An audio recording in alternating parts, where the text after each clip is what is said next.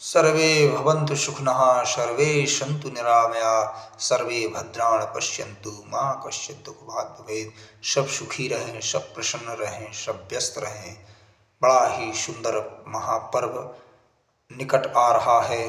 महाकुंभ 13 जनवरी से 12 फरवरी तक का जो समय है बड़ा ही सुंदर समय है।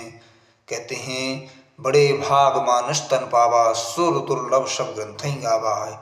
बड़े ही भाग्य से और बड़े ही भगवत कृपा से मनुष्य तन प्राप्त होता है और उस मनुष्य तन में हमें 84 लाख योनियों भोगने के उपरांत ही मनुष्य तन प्राप्त होता है। कहते 9 लाख योनियां जल प्राणियों में भोगनी पड़ती हैं और 20 लाख योनियां वृक्ष पहाड़ नदी आदि की योनियां भोगनी पड़ती हों। 11 लाख कीट पतंगा आदि मक्खी आदि मच्छर आदि की योनियां भोगनी पड़ती हैं। 10 लाख योनि पशु पक्षी कौवा गिद्ध आदि की योनियां भोगनी पड़ती हैं और 30 लाख जानवर हाथी शेर गधा आदि की योनियां भोगनी पड़ती हैं और 4 लाख योनियां मनुष्य की योनियां होती हैं। उसमें भी मनुष्य अति उत्तम बताया गया है मनुष्य योनि।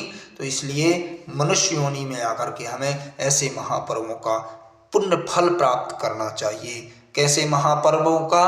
कहते हैं मकर चा दिवानाथे वृष राशि स्थितो गुरु।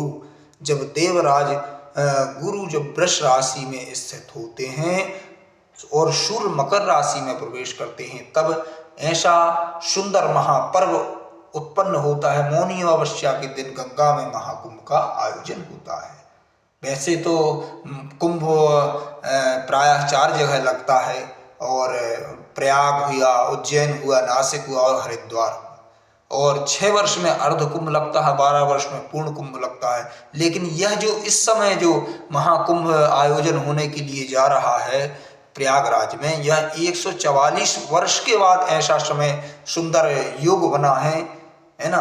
तो उस योग का हमें अवश्य ही फायदा लेना चाहिए।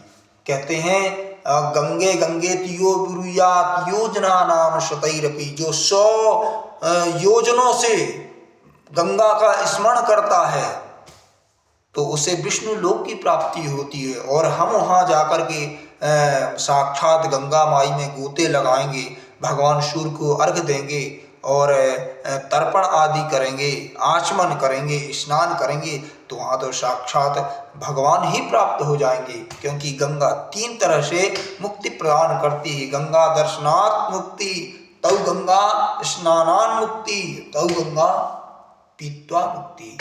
दर्शन से मुक्ति होती है, स्नान से मुक्ति और पीने से मुक्ति होती है। और सबसे बड़ा सुंदर महा सौभाग्य का समय कितना अच्छा। कहते हैं वहाँ क्या होगा, वहाँ बड़े बड़े साधु संत गिरी कंदराओं से निकल के आएंगे। साक्षात भगवत स्वरूप भगवान ही साक्षात शंकराचार्य के रूप में अवतरित हुए 4 शंकराचार्य आदियों के दर्शन होंगे।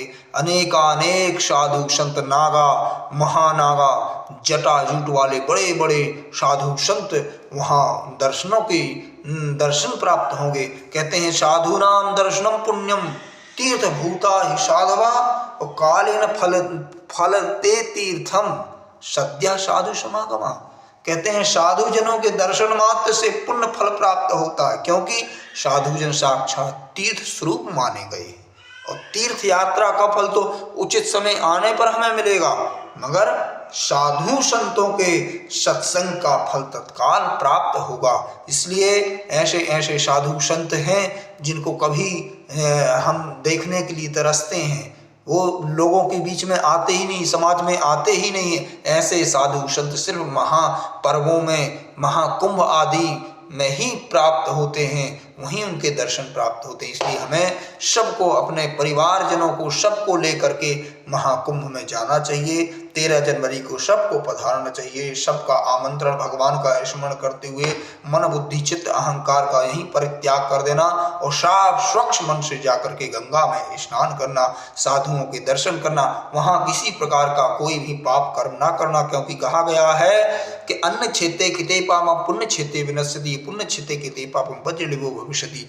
अन्न क्षेत्र में किया हुआ पाप तीर्थ क्षेत्र में जाते ही कट जाता है, विनष्ट हो जाता है। और लेकिन तीर्थ क्षेत्रे कृते पापम वज्र लिपो भविष्यति, तीर्थ क्षेत्र में किया हुआ पाप वज्र के समान हो जाता है। इसलिए वहां पर किसी प्रकार का कोई भी मनसा वाचा कर्मा के द्वारा हमारी वाणी से कर्म से कोई भी किसी भी प्रकार का पाप न बने।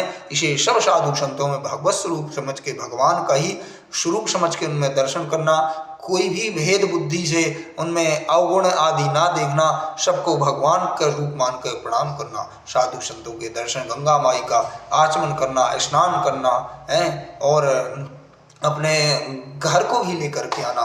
इसलिए सबको बड़े आनंद से 2025 में 13 जनवरी को पधारें और 12 फरवरी तक बड़ा आनंद साधु संतों के आनंद लें। इन्हीं शब्दों के साथ भगवान आप सबको श्री राधे राधे राधे राधे। जय श्री कृष्णा।